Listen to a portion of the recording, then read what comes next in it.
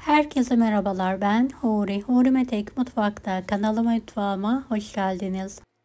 20 dakikada hazırlayabileceğiniz pratik, lezzetli, şeftalili rulo pasta tarifi hazırlıyorum.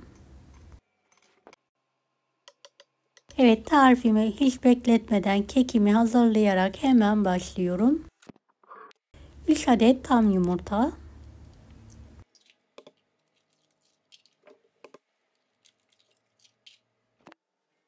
1 paket vanilya, 1 su bardağı toz şeker,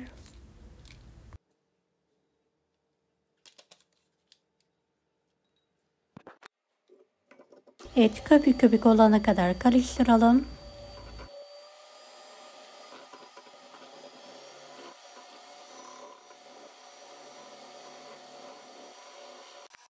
Bir çay bardağı ılık su,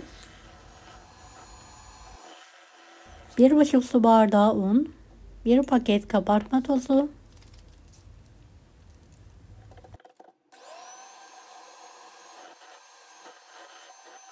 evet, homojen olana kadar karıştıralım.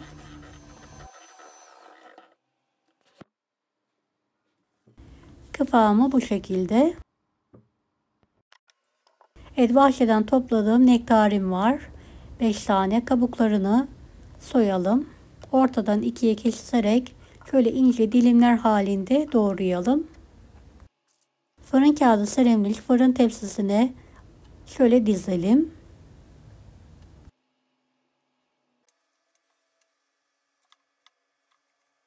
Evet, videodaki gibi dizmeye devam edelim.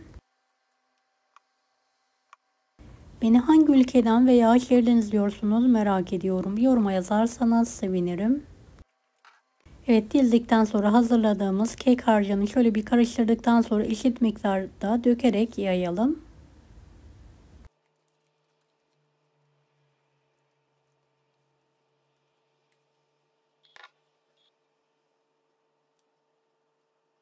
En son düzeltelim.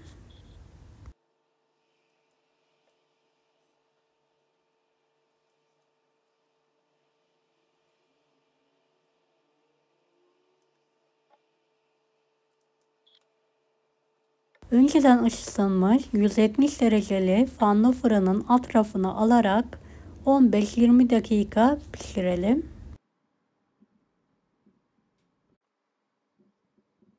Evet, fırından çıkartıyorum. Fırın kağıdıyla ters çevirerek altındaki kağıdı dikkatli bir şekilde ayırıyorum. Evet, bu işlemi hiç bekletmeden hızlıca yapalım.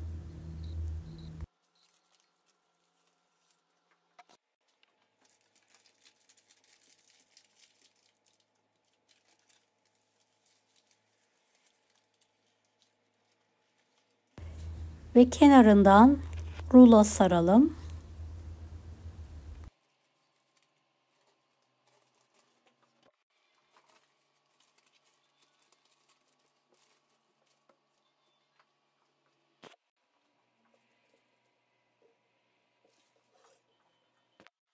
Üzerine soğuduktan sonra pudra şekeri serpelim.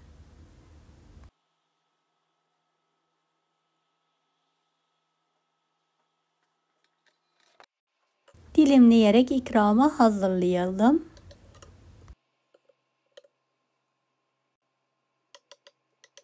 Evet, 20 dakikada rulo pastam hazır. Yumuşacık, pamuk gibi, çok lezzetli oldu. Mutlaka deneyin.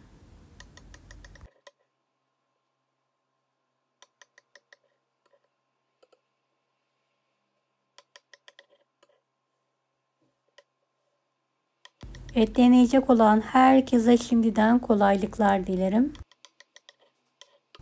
Kanalıma ücretsiz abone olmayı unutmayın. Allah'a emanet olun. Hoşça kalın.